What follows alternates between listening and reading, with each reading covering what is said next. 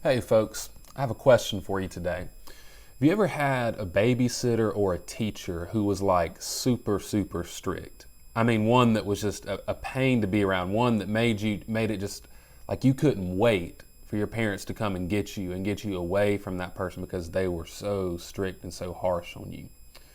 Well, that's a good way to illustrate what our passage today talks about. I'm going to read something from Galatians 4 1 through 7. But before I do that, I want to give a little backdrop to Galatians so that what I'm about to say is going to make a little more sense to you. Galatians is all about the law and what it has to do with Gentile believers. Now, when I say the law, I don't mean like the Constitution, and I don't even mean all of the stuff that's written in the Bible. I mean, what Paul means when he talks about the law is very specifically the law of Moses. That is the first 5 books of the Bible. And if you go through and you read those books, like when you get to Exodus 20, you'll see the 10 Commandments. And those make a lot of sense, like don't lie, don't murder. Well, hey, we believe that, right? But you'll also find a lot of commands about circumcision, about not eating shellfish, about not eating pork, about the kind of clothes that you could wear. Lots of really sort of strange laws that we don't really follow anymore.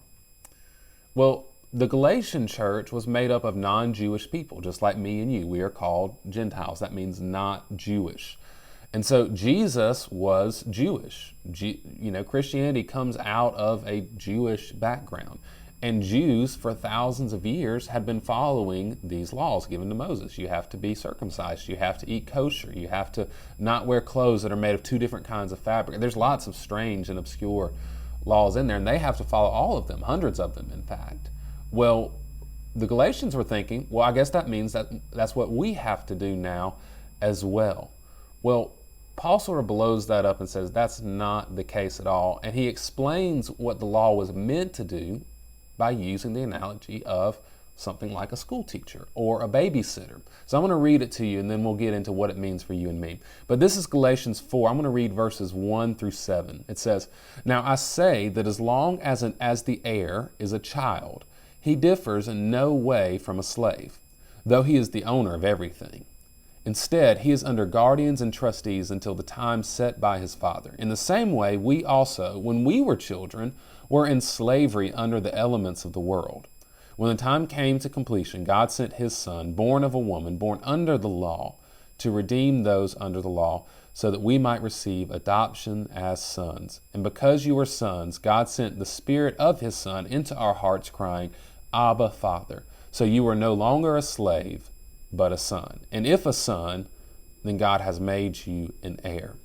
What Paul is talking about is that when a person is a child, even though all the stuff in the house belongs to them, when their parent goes away, they might leave a babysitter, a guardian of some kind, a teacher, a tutor, something like that. And when they're under that babysitter, they essentially have the rights of a slave. Like they have to do whatever they're told to do.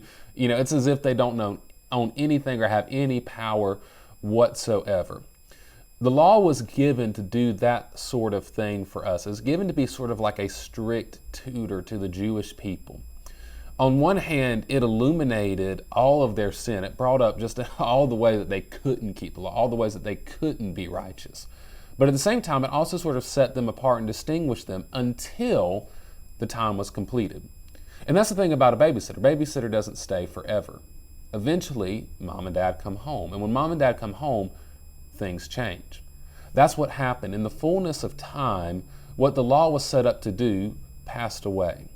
And instead, Jesus came and granted us the ability to not be slaves, but to be sons of God. Here's what that means.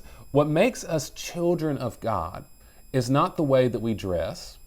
It's not the way that we speak. It's not the culture that we're part of or the music that we listen to. It's not any sort of outward identifying marks. It's that we believe and that we trust in Jesus.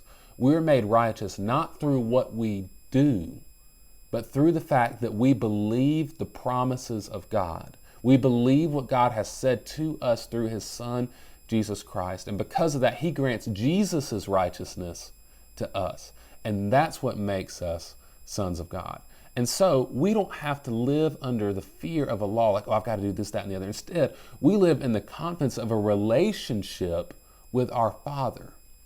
And so because of that, Live boldly in your relationship with God the Father. Don't live in a relationship of fear, but rather live in a relationship as a child relates to a loving and good Father. And that'll give you tremendous confidence in this life.